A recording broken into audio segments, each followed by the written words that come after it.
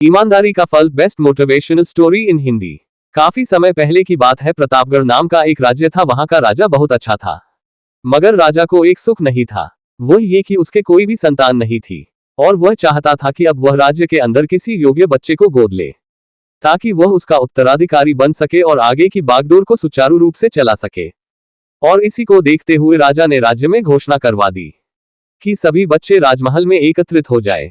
ऐसा ही हुआ। राजा ने सभी बच्चों को पौधे लगाने के लिए भिन्न भिन्न प्रकार के बीज दिए और कहा कि अब हम 6 महीने बाद मिलेंगे और देखेंगे कि किसका पौधा सबसे अच्छा होगा।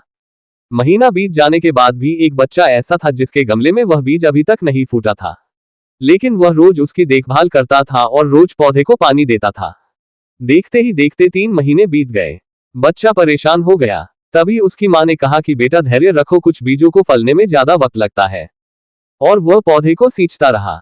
6 महीने हो गए। राजा के पास जाने का समय आ चुका था, लेकिन वह डर हुआ था कि सभी बच्चों के गमलों में तो पौधे होंगे और उसका गमला खाली होगा। लेकिन वह बच्चा ईमानदार था और सारे बच्चे राजमहल में आ चुके थे। कुछ बच्चे जोश से भरे हुए थे, क्योंकि उनके अंदर राज्य का उत्तराधिकारी बनने की प्रबल लालसा थी। अब राजा ने आदेश दिया, सभी बच्चे अपने अपने गमले दिखाने लगे। मगर एक बच्चा सहमा हुआ था क्योंकि उसका गमला खाली था। तभी राजा की नजर उस गमले पर गई।